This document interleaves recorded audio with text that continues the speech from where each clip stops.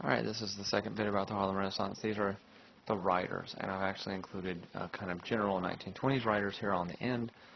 So we have them. So the first couple slides will be about the Harlem Renaissance writers, and the last ones will be ones included, okay?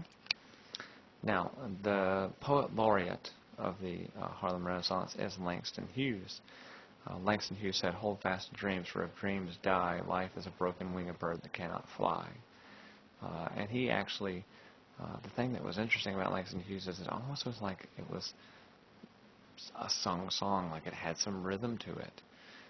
And Langston Hughes is very famous for that in his styles of his writings. So if you had to find somebody you wanted to read and understand what the Harlem Renaissance was about, Langston Hughes is that guy. Now, there were some other people, so we're going to look at them. The second guy was named Claude McKay. Now, Claude McKay said, "I know the dark delight of being strange, the penalty of difference in the crowd, the loneliness of wisdom among the fools." Claude McKay was more analytic. He was more kind of just a critiquing of society in his poems.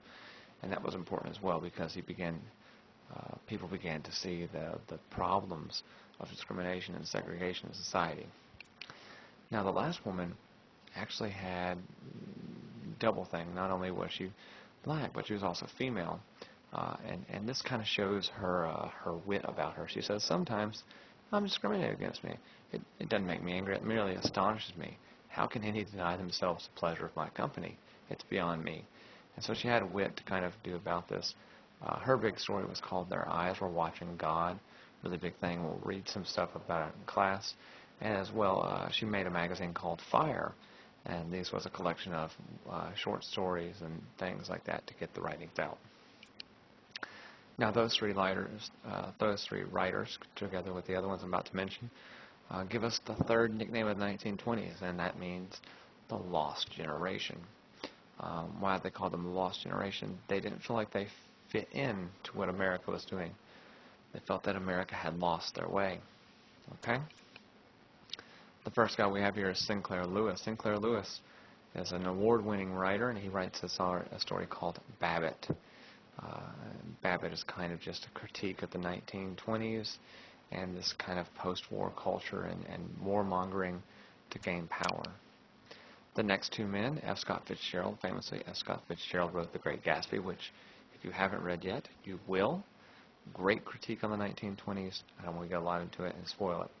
T.S. Eliot wrote The Wasteland, again, another critique of kind of the emptiness of the 1920s and the focus on superficial things as opposed to values and what people could offer. Now, the big writer of the Lost Generation was Ernest Hemingway. And now, Ernest Hemingway had been an ambulance driver in World War I and had a lot of critiques on that. The big book he wrote was called For Whom the Bell Tolls.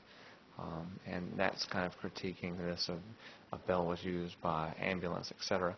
Famously, that's been turned into a song by Metallica. Metallica has a bunch of World War I kind of critiques, so a very interesting one called One, in which a guy is losing his arms and legs but still has his mental capabilities about him. So it's kind of interesting there.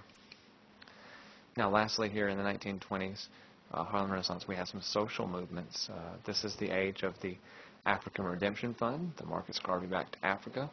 As well, W.E. Du Bois will start making a collection of a magazine called The Crisis. Both of these are to kind of capitalize on black nationalism and help to spur the Harlem Renaissance along, and really importantly, push into the 1930s and 40s and the beginning of the call for civil rights that will come out of the 1960s. All right, so that was the second video there about the Harlem Renaissance.